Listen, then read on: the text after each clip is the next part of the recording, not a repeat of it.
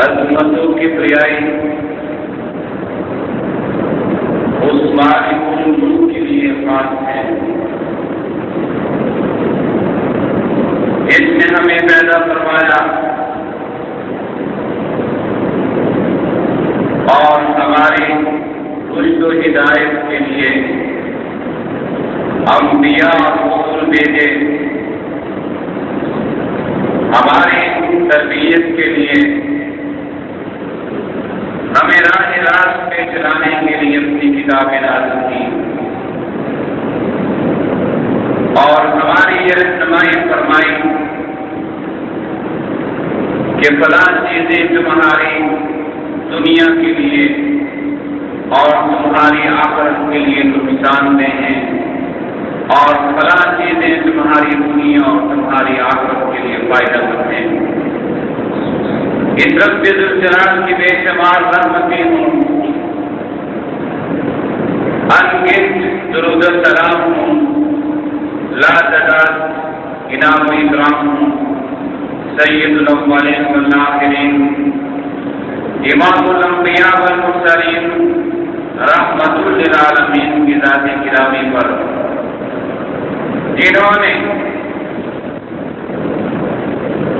ہماری ہر وہ رہنمائی فرما دی جس کی ہمیں اس دنیا میں ضرورت پیش آ سکتی تھی، اپنی دنیا کو بنانے کے لیے، اپنی آنکھوں کو سنبھالنے کے لیے، اور ہمیں ہر وہ کام بتا دیا جو رب ذوالجلال کی رضوان کو حاصل کرنے کا ذریعہ بنتا ہے، اور ہمیں ہر وہ بات بتا دی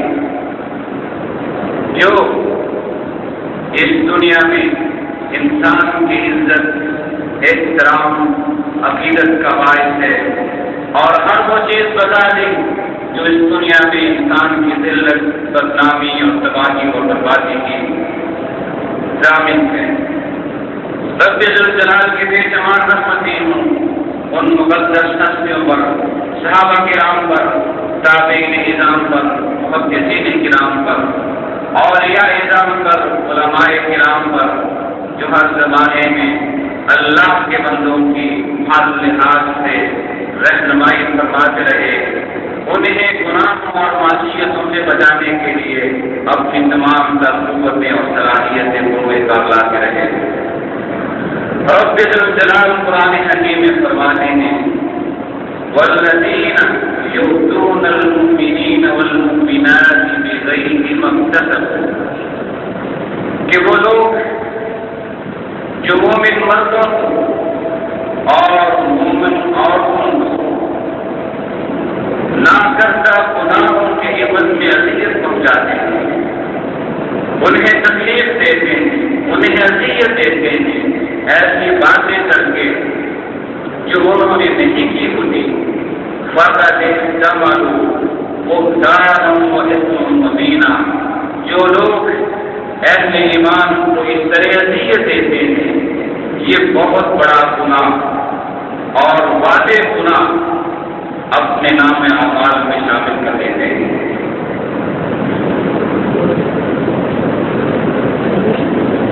بعض گناہ ایسے ہوتے ہیں کہ انسان بظاہر ان سے کوئی نہ کوئی فائدہ حاصل کر لیتا ہے،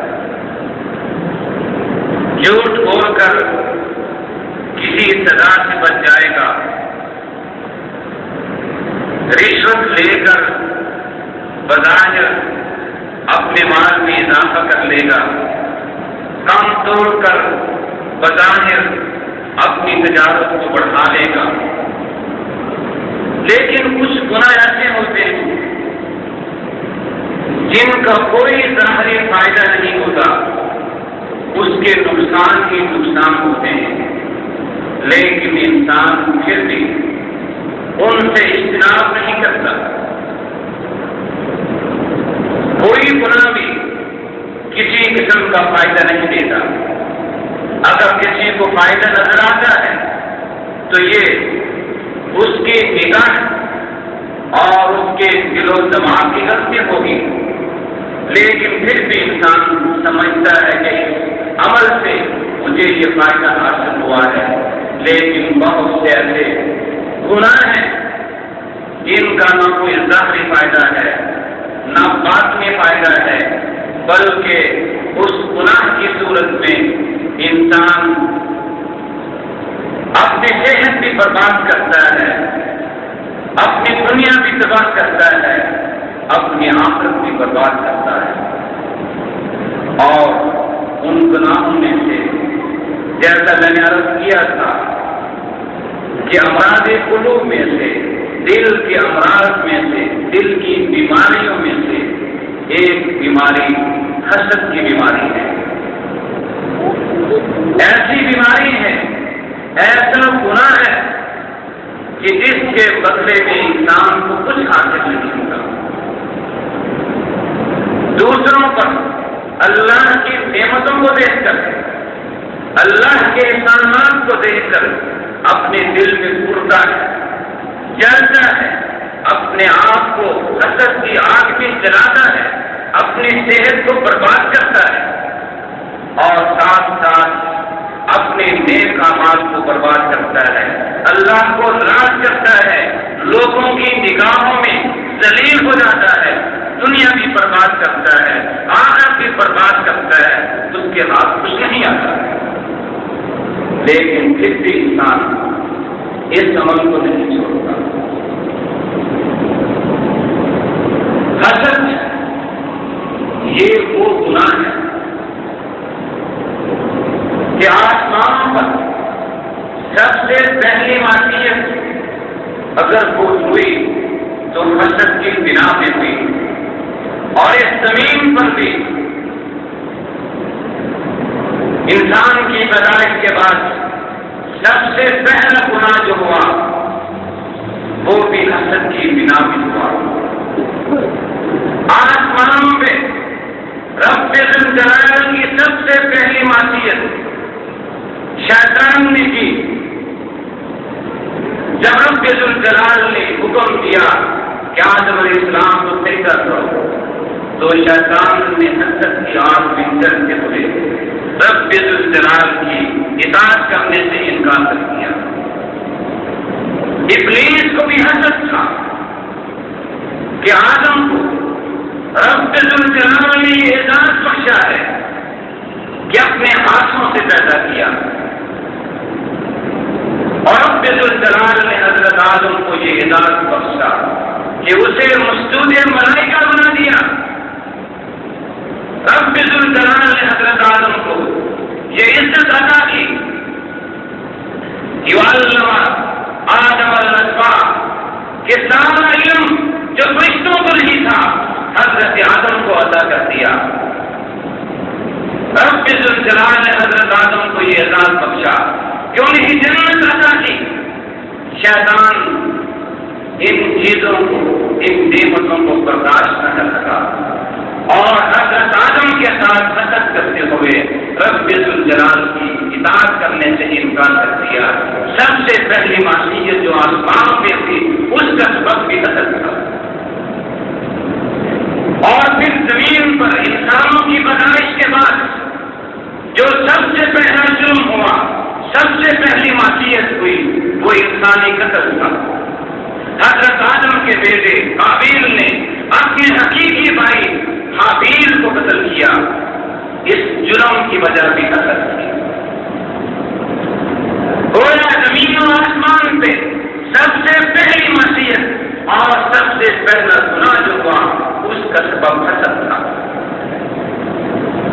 اور ایک روایت بیان کی جاتی ہے کہ ابلیس نے حضرت نوح علیہ السلام سے فرمایا تھا، کہا تھا کہ انسانی اہلک بغریب بنی آدم، دو چیزیں ہیں جن کے ساتھ میں آدم کی اولاد کو ہلاک کرتا ہوں، اس سے تباہ کو برباد کرتا ہوں۔ دو چیزیں ہیں جن کی وجہ سے میں آدم کی اولاد انسان کو ہلاکت کی گڑھے پہ لے جاتا ہوں۔ ایک چیز حسد ہے، اور شیطان کہتا ہے کہ حسد کی بنا پر لوئنتو، مجھ پہ لعنت ہوئی۔ وجعلت شیطانا رجیما، اور مجھے مردود شیطان بنا دیا گیا۔ میں نے بھی حسد کیا تھا اور میں شیطان بن گیا، مردود بن گیا۔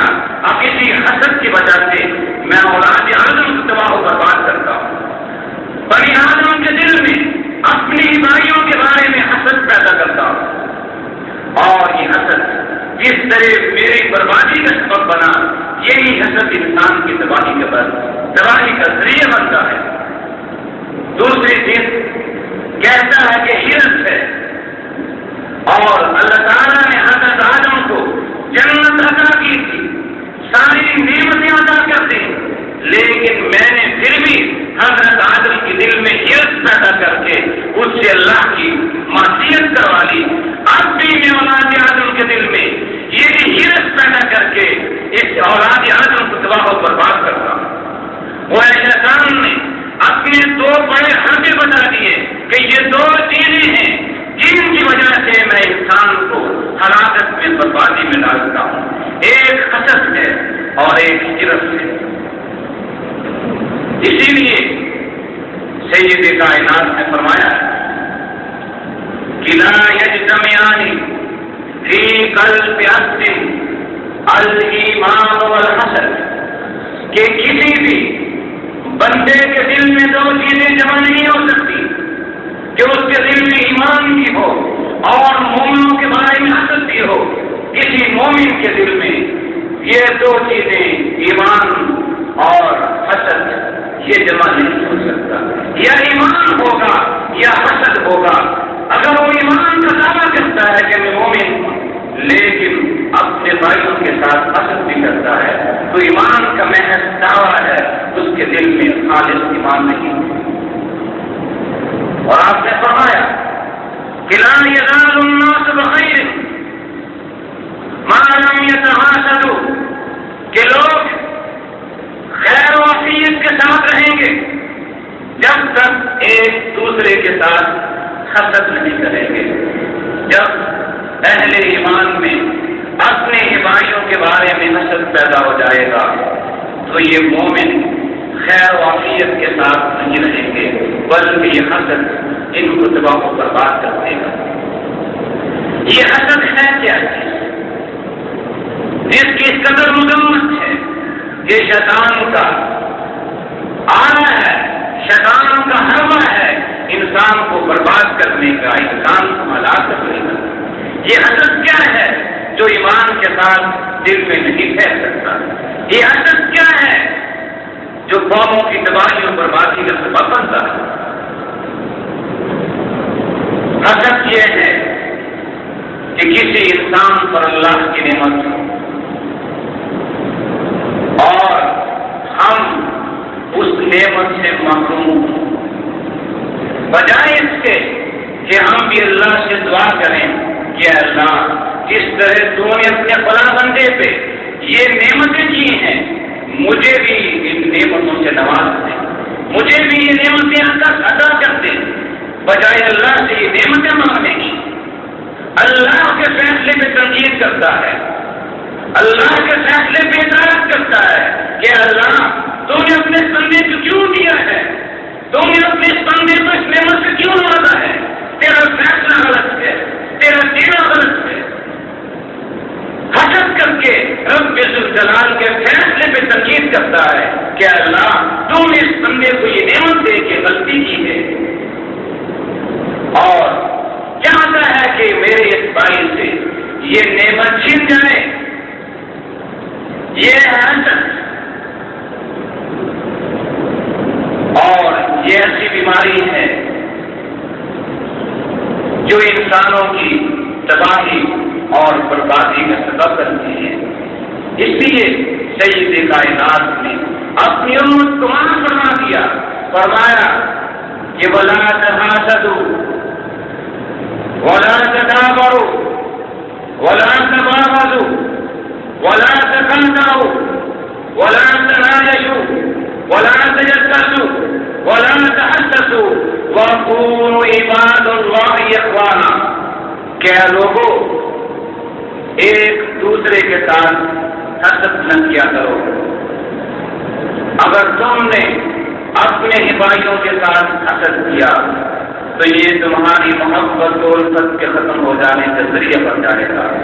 لا تحاسدوا ولا تدابروا، اگر تم نے حسد کیا تو تمہارے دلوں میں ایک دوسرے کی جو محبت ہے یہ ختم ہو جائے گی، تم ایک دوسرے سے منہ پھیر لو گے۔ ولا تدابروا، ایک دوسرے سے منہ پھیرنا، ولا تباغضوا، اور نہ ایک دوسرے سے بغض رکھنا کہ اپنے دل میں اپنے بھائیوں کے بارے میں بغض رکھو۔ ولا تجسسوا ولا تحسسوا، دوسروں کے عیب تلاش کرنے کے لیے، دوسروں کی خامیوں کو ڈھونڈنے کے لیے کوئی جدوجہد نہ کرنا۔ ولا تقاطعوا، آپس کے تعلقات کو نہ توڑ دینا۔ ولا تناجشوا، اور ایک دوسرے کو کسی بھی طرح دھوکہ نہ دینا۔ وَقُولُوا عِبَادَ اللَّهِ إِخْوَانًا، یہ ساری برائیاں چھوڑ دو گے تو تم آپس میں بھائی بن جاؤ گے۔ جب آپس میں اخوت قائم ہوگی تم اللہ کے صحیح بندے بن جاؤ گے۔ اللہ کی بندگی کے لیے ضروری ہے کہ تمہارے دلوں میں اپنے بھائیوں کے لیے اخوت اور بھائی چارے کے جذبات ہوں، اور اخوت کے پیدا کرنے کے لیے ضروری ہے کہ تمہارے اندر سے یہ برائیاں، یہ خامیاں اور یہ عیب نکل جائیں۔ اگر تمہارے اندر یہ عیب ہوئے تو پھر نہ تمہارے اندر اخوت آ سکتی ہے، نہ بھائی چارہ آ سکتا ہے، اور جب تمہارے اندر اخوت نہیں آئی تو اللہ کی بندگی بھی صحیح معنوں میں ادا نہیں کر سکتے۔ صحیح مسلم کی روایت ہے، سید کائنات نے اپنے صحابہ سے پوچھا، اذا فتحت فارس والروم ای قوم انتم، اے میرے صحابہ، جب روم اور فارس کی حکومتیں تمہارے ہاتھوں میں آ جائیں گی، تم ان کو فتح کر لو گے، یہ کیسر و کسرا کی حکومتیں تمہارے قبضے میں آ جائیں گی، ای قوم انتم، بتاؤ تمہاری کیفیت کیا ہوگی؟ آج تم غریب ہو، تمہارے اندر غربت ہے، تمہارے پاس پیٹ بھرنے کے لیے پوری خوراک بھی نہیں ہے، جسم کو ڈھانپنے کے لیے مکمل لباس نہیں ہے۔ بتاؤ جب اس دور کی دونوں بڑی طاقتیں روم اور فارس تمہارے پاؤں تلے رونی جائیں گی، ان دونوں عظیم سلطنتوں کی خزانے اور دولتیں تمہارے ہاتھوں میں آ جائیں گی، ای قوم انتم، بتاؤ تمہاری کیا کیفیت ہوگی؟ صحابہ کہتے ہیں، نقول کما امرنا اللہ، ہم ویسا ہی کہیں گے جیسا اللہ نے فرمایا ہے، کہ ہم اللہ کی حمد بیان کریں گے، اس کا شکر ادا کریں گے۔ آپ نے فرمایا اب غیر ذالک، کہیں ایسا تو نہیں کہ تم ان فتوحات کو حاصل کر لینے کے بعد، ایک فاتح قوم ہو جانے کے بعد اللہ کا شکر اور اس کی حمد کرنے کے بجائے کوئی اور انداز اختیار کرو۔ تتنافسون ثم تتحاسدون ثم تتدابرون ثم تتباغضون او نحو ذلك، کہیں ایسا تو نہیں ہے میرے صحابہ، روم اور فارس کو فتح کرنے کے بعد تتنافسون، تمہارے دلوں میں دنیا کی محبت کو جمع کرنے کا جذبہ پیدا ہو جائے، تم ایک دوسرے سے بڑھ کر یہ سونے اور چاندی کو، دنیا کی دولتوں کو حاصل کرنے کے پیچھے لگ جاؤ۔ تتنافسون ثم تتحاسدون، اگر تم نے یہ انداز اختیار کیا کہ ان فتوحات کو حاصل کرنے کے بعد دنیا کی دولت کو حاصل کرنے کے لیے مقابلے شروع کر دیے، تتحاسدون، تو اس کا لازمی نتیجہ یہ ہوگا کہ تمہارے دلوں میں ایک دوسرے کے بارے میں حسد پیدا ہو جائے گا۔ اس لیے کہ دنیا کی دولت کے پیچھے جو لوگ بھاگتے ہیں ان کے دل کبھی ایک دوسرے کے لیے مخلص نہیں ہوتے۔ جو دنیا کے پیچھے بھاگتا ہے، یہ دنیا جو کسی کی وفادار نہیں، جو اس بے وفا چیز کے پیچھے ہر وفا کو قربان کر دیتا ہے، اس سے یہ امید کی جائے کہ اپنے بھائی کا وفادار वफादार ہوگا نہیں. جو دنیا بے وفا دنیا کے پیچھے بھاگتا ہے یہ کسی کا وفادار نہیں ہو سکتا. ثم تتحاسدون، اگر تم یہ دنیا کی دوڑ کے پیچھے دوڑ لگا دی تمہارے دلوں میں حسد پیدا ہو جائے گا. ثم تتدابرون، اور جب تمہارے دلوں میں ایک دوسرے کے بارے میں حسد پیدا ہوا تو پھر تم سگے بھائی ہوتے ہوئے بھی ایک دوسرے سے منہ پھیر لو گے. اپنے حقیقی بھائی کو سامنے آتا دیکھ کر منہ موڑ لو گے، تعلقات کو توڑ ڈالو گے. اس لیے کہ حسد ہر قسم کے تعلقات کو توڑ دینے کا ذریعہ بنتا ہے. اور جب یہ تعلقات ٹوٹ جائیں، رشتے ناطے ٹوٹ جائیں، دوستیاں ختم ہو جائیں، ثم تتباغضون، پھر اس کا لازم نتیجہ یہ ہے کہ تمہارے دلوں میں ایک دوسرے کے لیے بغض، نفرت پیدا ہو جائے. اور نفرانی کا ایسی طرح کی برائیاں تمہارے اندر پیدا ہو جائیں. پھر آپ نے فرمایا ثم تنطلقون مساکن المہاجرین فتجعلون رقابهم رقاب بعضهم على بعض. پھر تم ان فتوحات کو حاصل کر لینے کے بعد جب تمہارے دلوں میں حسد پیدا ہو گیا، رشتے ناطے ٹوٹ گئے، بغض نفرت پیدا ہو گئی، پھر تم تکبر میں آ کے، فخر میں آ کے، دولت کے گمانی میں آ کے ان غریب اور مسکین مہاجروں کی گھروں پہ قبضہ کرو گے. انہیں آپس میں لڑا کر، انہیں قتل کر کے تم اس دنیا پہ اپنی حکمرانی قائم کرنا چاہو گے. فرمایا کہ نہیں، اگر یہ فتوحات تمہیں حاصل ہو گئی اور تم نے یہ انداز اختیار کیا، یہ تمہاری بربادی کا باعث بنے گا. تم روم و فارس کو برباد کر کے اگر اس انداز کو اختیار کرو گے تم بھی برباد ہو جاؤ گے، تم بھی ہلاک ہو جاؤ گے. اور آپ نے فرمایا دب الیکم داؤلم، اے میرے صحابہ میں دیکھتا ہوں کہ تمہارے اندر پہلی قوموں کی بیماریاں آہستہ آہستہ تمہاری جانب چلی آ رہی ہیں. الحسد والبغضاء، وہ بیماریاں کیا تھی پہلی قوموں میں؟ وہ کون سی بیماری تھی جو ان کی بربادی اور تباہی کا باعث بنی؟ الحسد والبغضاء. ایک حسد ہے اور دوسرا حسد کے نتیجے میں دلوں میں پیدا ہونے والا بغض اور نفرت. یہ دو چیزیں پہلی قوموں کی تباہی اور بربادی کا ذریعہ بنی. وحی الخالقہ، میرے صحابہ سنو، یہ چیزیں مون دینے والی ہیں. لا اقول تہلک الشعر، میں یہ نہیں کہتا کہ یہ چیزیں بالوں کو موڑتی ہیں، ولکن تہلک الدین، یہ بالوں کو نہیں تمہارے دین کا سرمایہ کر دینے والی ہیں. جس قوم میں ہرس اور بغض پیدا ہو جائے وہاں دین باقی نہیں رہتا. اگر تمہارے اندر پہلی قوموں کی طرح حسد اور بغض پیدا ہو گیا تو سمجھ لینا کہ تمہارے اندر دین باقی نہیں بچے گا.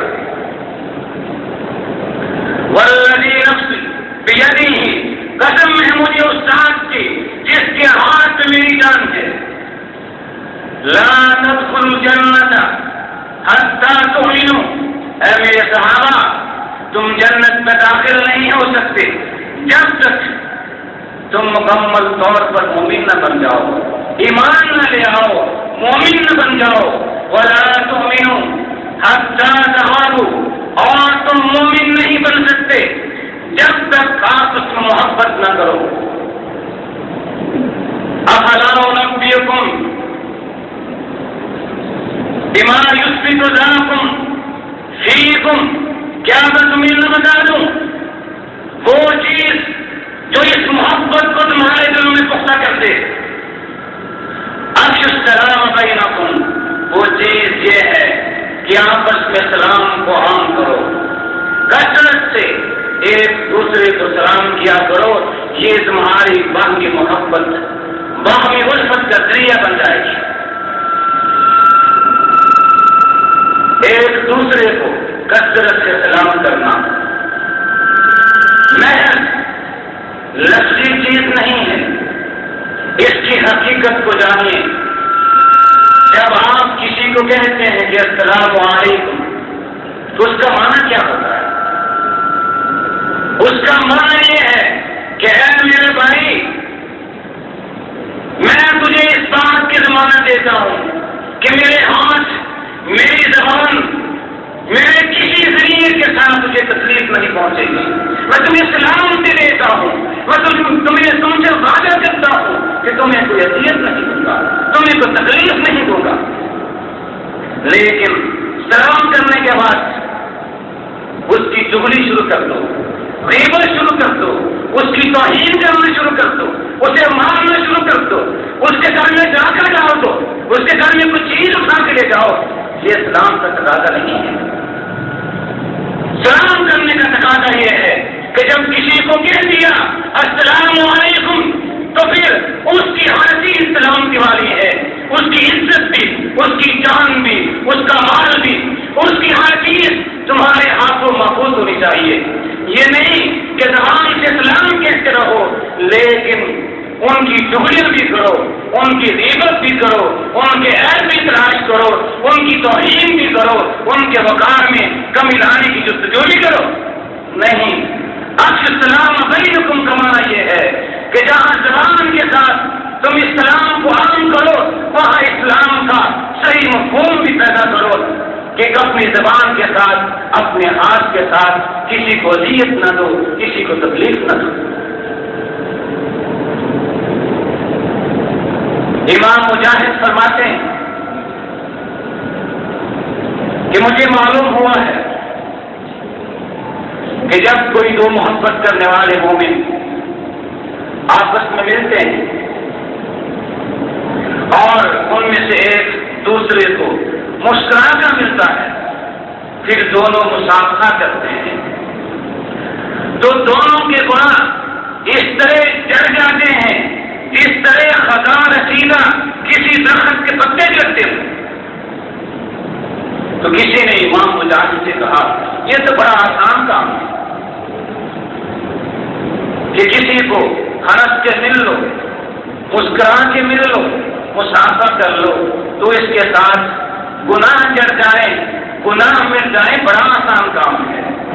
تو امام مجاہد کہتے ہیں تم تو کہتے ہو بڑا آسان کام ہے، لیکن اللہ فرماتے ہیں وَلَوْ أَنفَقْتَ مَا فِي الْأَرْضِ جَمِيعًا مَا أَلَّفْتَ بَيْنَ قُلُوبِهِمْ، کہ اگر تو ساری دنیا کی دولت تقسیم کر دے تب بھی ان لوگوں کے دلوں میں تو محبت پیدا نہیں کر سکتا تھا، لیکن تو اللہ نے محبت پیدا کر دی کہ کل کے دشمن آج کے دوست بن گئے ہیں۔ یہ دلوں کی محبت، یہ کوئی اتنا آسان کام نہیں ہے، بڑا مشکل کام ہے۔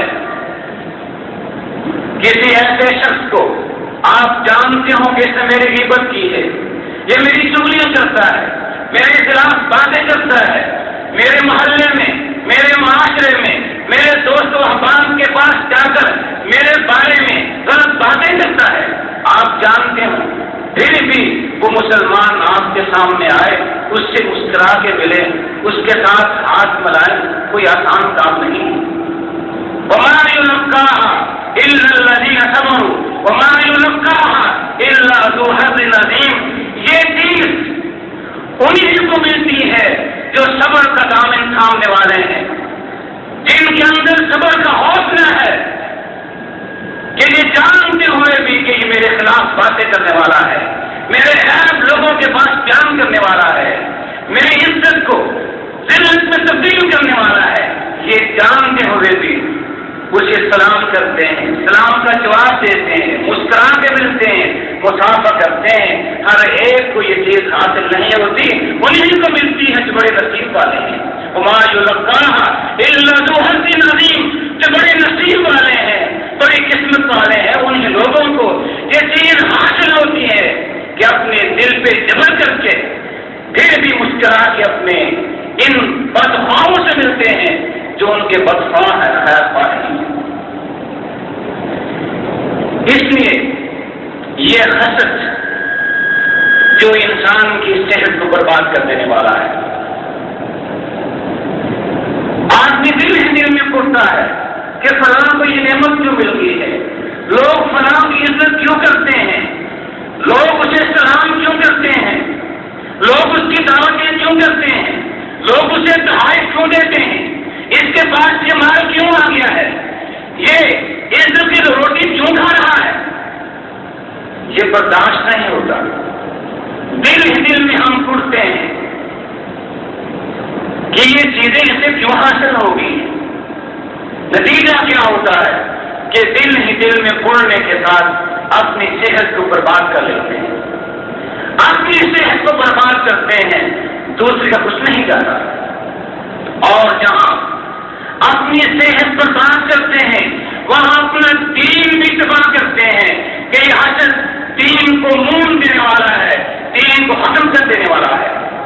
جہاں اس حسد کے ساتھ اپنی صحت تباہ ہوتی ہے، دین تباہ ہوتا ہے، وہی اللہ کی ناراضگی آ جاتی ہے۔ رب ذوالجلال کے سامنے انسانوں کے اعمال پیش کیے جاتے ہیں، ہر سوموار کو اور ہر جمعرات کو انسانوں کے اعمال فرشتے رب ذوالجلال کے سامنے پیش کرتے ہیں۔ رب ذوالجلال فرماتے ہیں کہ میرے فلاں بندے کو معاف کر ڈالو، اسے بھی معاف کر دو، اسے بھی معاف کر دو، لیکن وہ شخص، وہ دو آدمی جن کے دلوں میں ایک دوسرے کے لیے حسد کے جذبات ہیں، ان کو معاف نہیں کرنا جب تک یہ اس سے غائب نہیں ہو جاتے، اپنے دلوں کو حسد، کینہ اور بغض سے خالی نہیں کر لیتے، میں انہیں معاف نہیں کروں گا۔ رب ذوالجلال بھی ناراض ہو جاتے ہیں کہ یہ میرا بندہ میرے ہی بندوں سے ناراض کیوں ہے، میرے ہی بندوں سے حسد کیوں کرتا ہے، میری دی ہوئی نعمت پہ کیوں نہیں جلتا ہے، میرے فیصلے سے کیوں تنقید کرتا ہے۔ جو حسد کر کے اپنے آپ کو ناراض کر لیتا ہے، دین بھی تباہ کر لیتا ہے، دنیا بھی تباہ کر لیتا ہے، لوگوں کی نگاہوں میں ذلیل ہو جاتا ہے۔ ایسے انسان کو لوگ بھی عزت کی نگاہ سے نہیں دیکھتے، وہ لوگوں کی نگاہوں میں بھی ذلیل ہو جاتا ہے۔ تو آخر اس گناہ کا فائدہ کیا ہے؟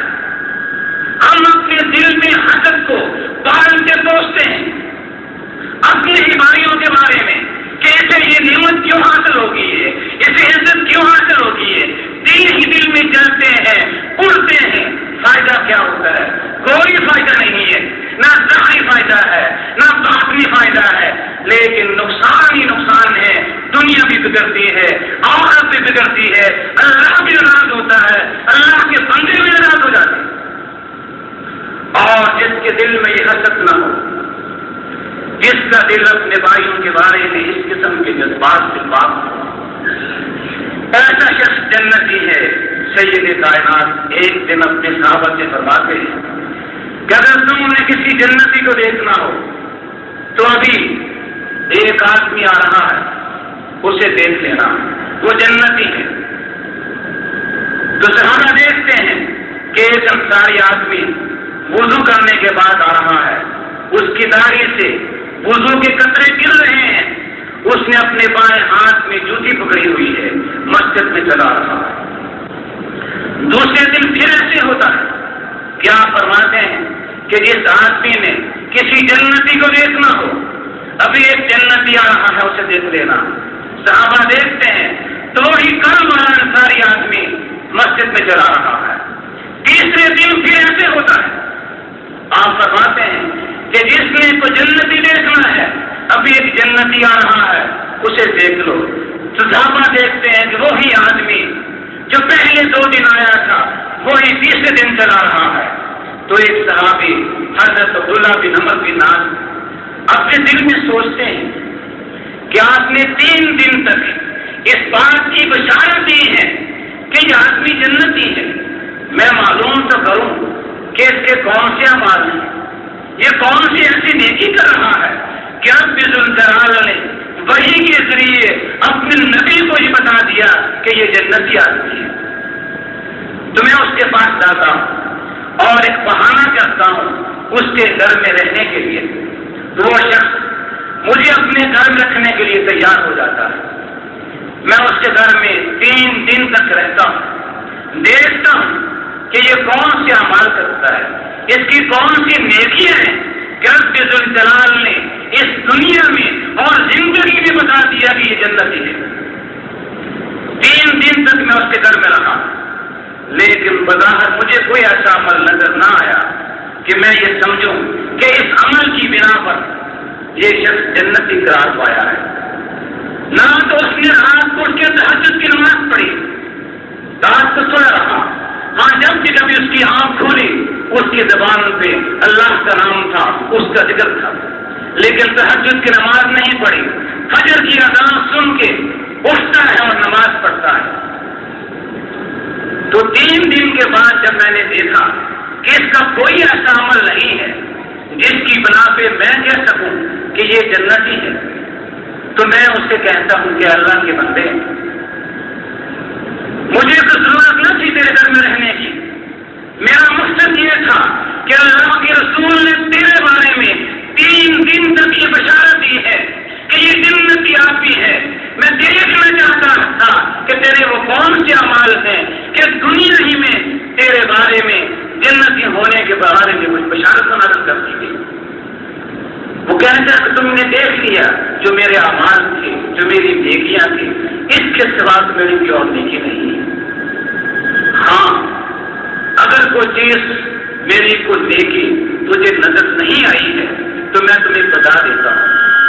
وہ یہ ہے، میرا عمل یہ ہے کہ میرے دل میں اپنے کسی بھائی کے بارے میں کوئی برے جذبات نہیں ہے. کسی مسلمان کے بارے میں کوئی نفرت، بغض، حسد، کینہ، کسی قسم کا برا جذبہ کسی مسلمان کے بارے میں میرے دل میں نہیں ہے. اور دوسری چیز یہ کہ آج تک میں نے کسی انسان پہ، کسی مسلمان پہ کبھی حسد نہیں کیا کہ اللہ نے اسے کو نعمت عطا کی تو میں حسد کروں کہ اس کو یہ نعمت کیوں عطا کی گئی ہے. میں نے کبھی حسد نہیں کیا. میرا دل ہر مسلمان بھائی کے بارے میں صاف ہے اور آج تک میں نے کسی کے ساتھ حسد نہیں کیا. یہ میرے 2 عمل ہیں جنہیں تو شاید نہیں دیکھ سکا. تو اللہ فرماتے ہیں کہ اللہ کے بندے، یہی وہ عمل ہے جس کی بنا پر تو اس مقام پر پہنچا کہ رب ذوالجلال نے اپنے نبی کو یہ بشارت دے دی اور اپنے بندوں کو بتا دیا کہ میرا یہ بندہ جنتی ہے.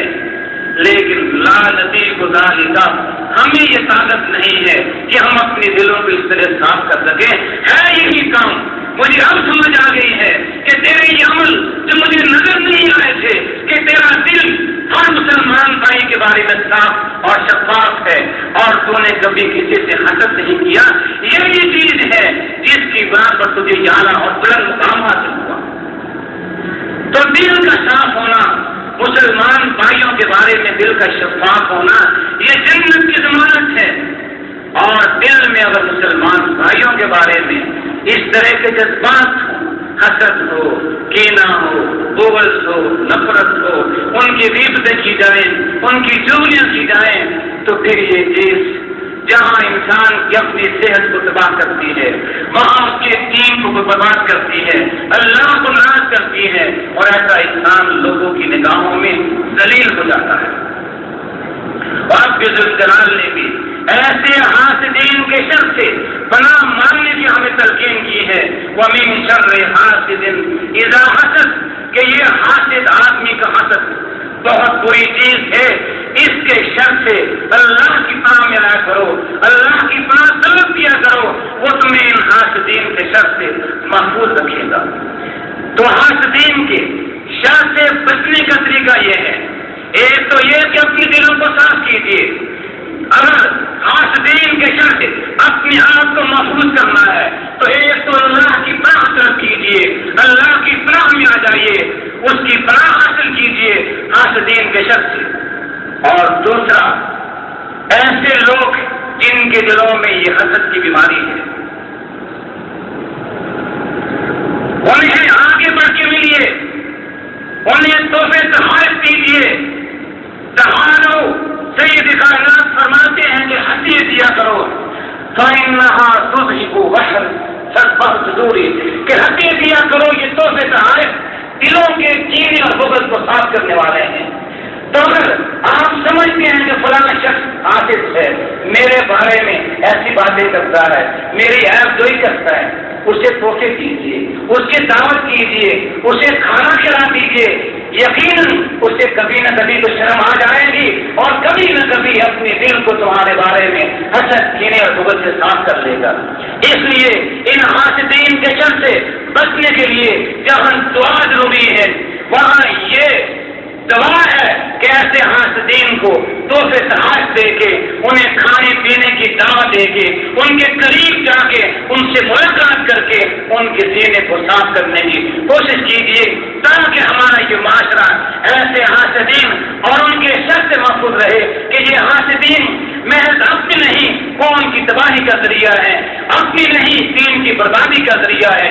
حاسدین کو حسد سے بچانے کے لیے اپنے آپ کو، اپنے دلوں کو بھی حسد سے محفوظ کرنے کے لیے کوشش کرنی چاہیے، اللہ سے دعا بھی کرنی چاہیے کہ اللہ تعالیٰ ہمیں دل کی تمام بیماری سے محفوظ فرمائے۔